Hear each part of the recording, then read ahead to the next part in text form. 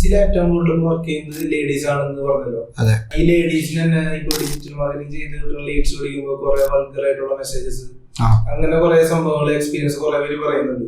അപ്പൊ അതെങ്ങനെയാണ് ഡീൽ ചെയ്യേണ്ടത്, അതിനെ കുറിച്ച് ജസ്റ്റ് ഒന്ന് പറഞ്ഞു. ഓപ്പൺ ആക്കട്ടെ. ഈ വീഡിയോ തികച്ചും ബോധവൽക്കരണം മാത്രം.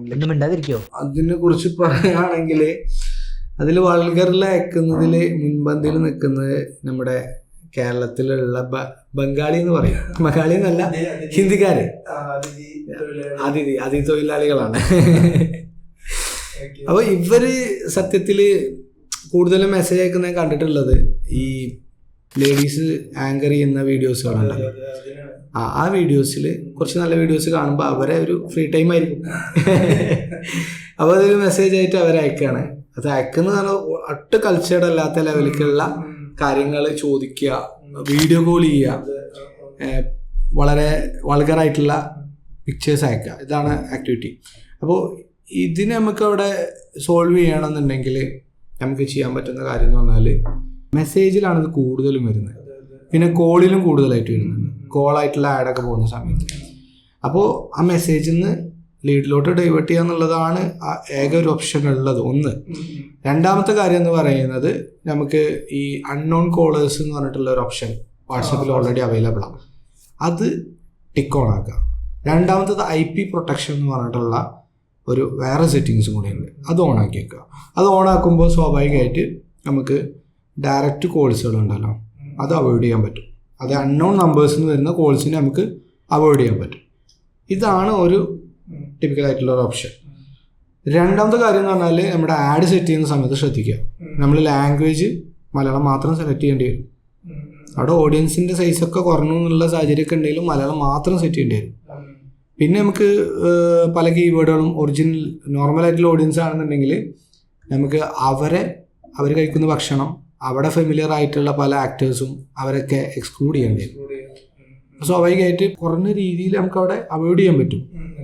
പക്ഷെ ഇതെന്താണ്, എവിടെയാണ് ഈ പ്രശ്നം തുടങ്ങണമെന്ന് വെച്ച് കഴിഞ്ഞാൽ നമ്മളൊരു ആഡ് സ്റ്റാർട്ട് ചെയ്യുന്ന സമയത്ത് ഫസ്റ്റ് ഇവർ 2 ആളുകൾ ലീഡ് തന്ന ഫേസ്ബുക്ക് അണ്ടർസ്റ്റാൻഡ് ചെയ്യുന്നത് ഇവരാണ് ബെസ്റ്റ് കസ്റ്റമർ എന്നുള്ളത് അൽഗോരിതം.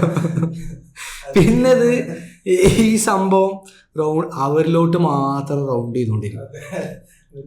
നമ്മള് ഒരു ടീമിന് വേണ്ടി ഒരു ക്യാമ്പയിൻ ചെയ്തിട്ടുണ്ടായിരുന്നു. ക്യാമ്പയിൻ ചെയ്ത് പിറ്റേ ദിവസം 2 രൂപയ്ക്കൊക്കെ ലീഡ് വന്നു. 100 രൂപയ്ക്ക് തോന്നുന്നത് 50 കുറെ മെസ്സേജ്. ക്യാമ്പയിൻ സെറ്റ് ചെയ്താണ് ഭയങ്കര ഹാപ്പി. കണ്ടോ ഇത് കണ്ടോ മെസ്സേജ്. പിന്നെ കുറച്ച് കഴിയുമ്പോൾ അവിടെ നിന്ന് കോൾ വന്നു. സ്റ്റോപ്പ് സമാധാനില്ല. അതിലുള്ള ബെസ്റ്റ് സിഗ്നൽ ആട്ടോ അത്. കാരണം ഇപ്പോൾ അറിയാലോ, മാർക്കറ്റിൽ ഓൾറെഡി CPR ഭയങ്കര കൂടുതലാണ്. CPR ഏതെങ്കിലും ക്യാമ്പയിന് അപ്രതീക്ഷിതമായിട്ട് ഒരു 50 ഉള്ള സ്ഥലത്ത് 5 രൂപ 10 രൂപ ആവാണ് അപ്പൊ സ്റ്റോപ്പ് ചെയ്ത്.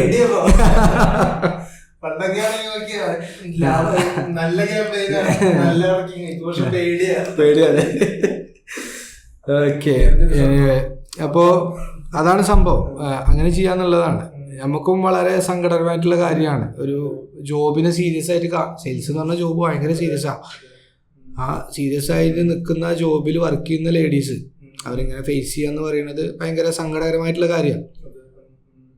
അതിൽ വേറെ ഒന്നും കൂടുതൽ പറയാനില്ല.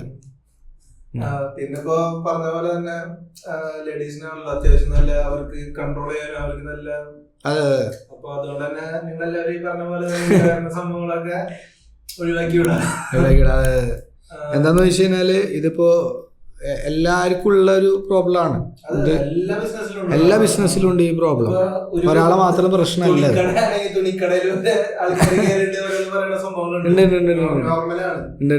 എന്നാലും നമ്മളെ ഇപ്പോ ഇവിടെ ഉള്ള അതിഥി തൊഴിലാളികൾ അത്യാവശ്യം ഒരു സ്റ്റാൻഡേർഡ് ഉള്ള ആളുകളായി മാറിയിട്ടുണ്ട്. എന്താ വെച്ചാല് നമ്മുടെ കേരള പോലീസ് അത്യാവശ്യം പോലെ എന്ത് ചെയ്യുന്നുണ്ട്, ട്രാക്ക് ചെയ്യുന്നുണ്ട്. പിന്നെ എന്താന്ന് വെച്ചാൽ എന്തെങ്കിലും പ്രശ്നമുണ്ട് നല്ല ഇടിയും കൊടുക്കും. അപ്പോൾ അവർ ഏകദേശം അത്യാവശ്യം ഒതുങ്ങിയിട്ടാണ് ജീവിക്കുന്നത്.